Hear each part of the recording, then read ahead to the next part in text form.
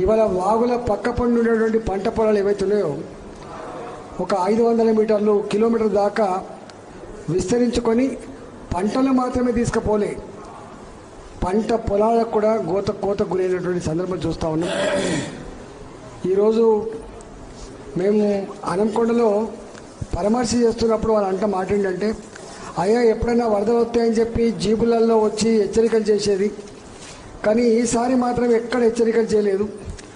చివరికి ఇవి వరదలు రాకుండా కట్టిన కాలువలో నీళ్ళు రాకుండా గేట్లేసి మా కొంపలు ముంచిందని చెప్పి ఏడుస్తూ ఉన్నారు.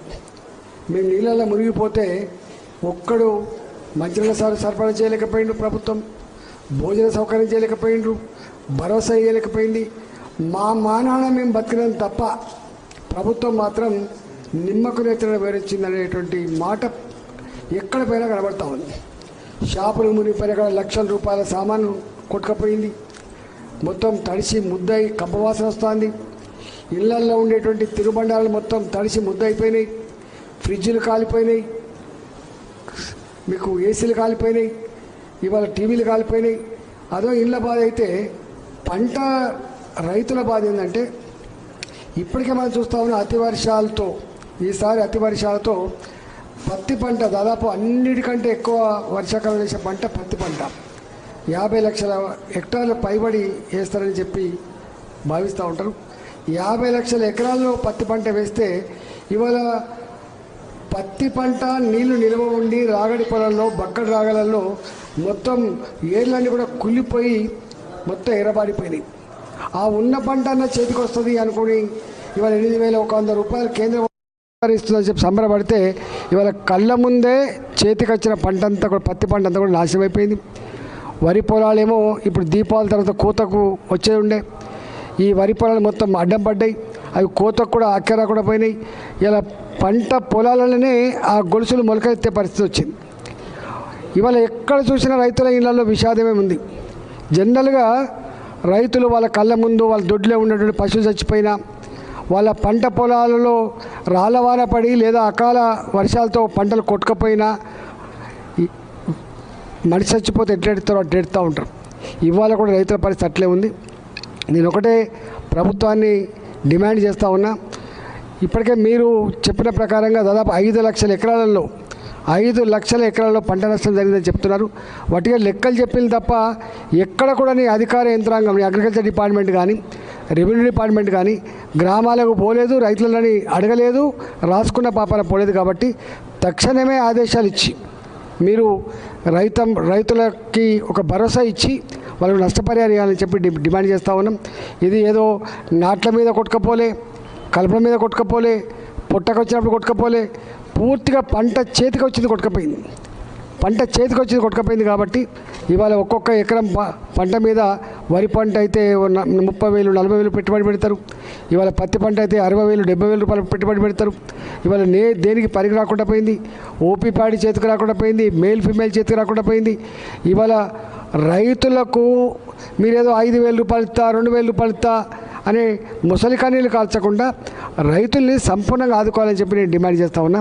ఇప్పటికే రైతాంగం ఈ ప్రభుత్వం పట్ల ఒక విశ్వాసాన్ని కోల్పోయింది. సన్నవాడ్లకు 500 రూపాయలు బోనస్ ఇస్తామని చెప్పి అనేకసార్లు అనౌన్స్ చేసిన తప్ప ఏ రైతుకు కూడా ఇంతవరకు ఆ బోనస్ రాలే. ఇవాళ ఎవరైనా ముందేసుకున్న వాళ్ళు కోతలు కోసుకొని రోడ్ల మీద ఆరపోసుకుంటే లేదా పొలాల అక్కడ ఆరపోసుకుంటే మొత్తం కొట్టుకపోయింది. ధాన్యాన్ని కుప్ప చేసుకొని తారిపాలని కప్పుకుంటే అలా వేడి పుట్టి తేమెక్కువై వేడి పుట్టి మొత్తం కంపవాసన వస్తూ ఉంది. మొక్కజొన్నలు అన్నీ కూడా బూజు పట్టిపోయినాయి, మొలకలు వచ్చినాయి. కాబట్టి మక్క పంట పోయింది. వర్షాకాలంలో రైతాంగానికి వచ్చేదే మక్క పంట, ప్యాడీ, పత్తి, ఈ 3 కూడా పనికి రాకుండా పోయినాయి. కాబట్టి దిగాలు పడ్డ రైతాంగానికి, కన్నీళ్లు పెడుతున్న రైతాంగానికి, ఓ దేవుడా నన్ను కాపాడమని చెప్పి మొరబెట్టుకున్న రైతాంగానికి ఇవాళ ఆదుకోవాల్సి ఎక్కడ ఉంది. ఇవాళ ఫోటోలు చూస్తూ ఉంటే విదారకంగా ఉంది. సిద్దిపేటలో ఒక మహిళ కలెక్టర్ కాళ్ళ మీద పడి ఏడుస్తూ ఉంది, అమ్మా మమ్మల్ని కాపాడమని చెప్పి అడుగుతూ ఉంది.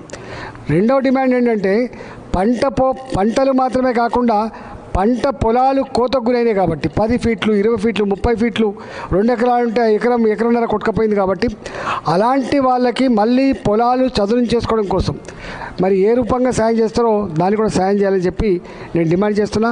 భారతీయ జనతా పార్టీ ఇవాళ మా రాష్ట్ర అధ్యక్షులు రామచంద్రరావు గారి నాయకత్వంలో నల్లగొండ ఖమ్మం జిల్లాకు పోయింది. మా బసవ లక్ష్మణ గారి నాయకత్వంలో ఇవాళ మా నాయకులు నాయక్ సాబ్, అదేవిధంగా సంతోష్ రెడ్డి గారు, ఇంతకుముందు మా మాజీ ఎమ్మెల్యే ఆరు రమేష్ గారు, మా స్థానిక నాయకులంతా కూడా ప్రదీప్ రావు గారు అందరూ పాల్గొని మేము ఇక్కడ తిరుగుతూ ఉన్నాం.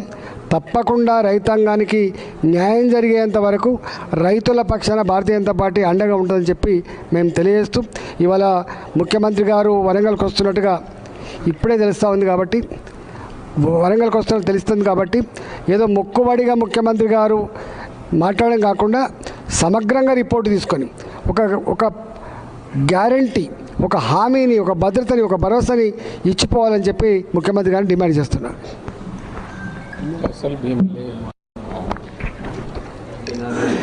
అట్లనే ఇవాళ ఫసల్ బీమా కనుక కట్టి ఉంటే రైతులకు ఈ బాధ లేకుండా కేంద్ర ప్రభుత్వం పదే చెప్తా ఉంది.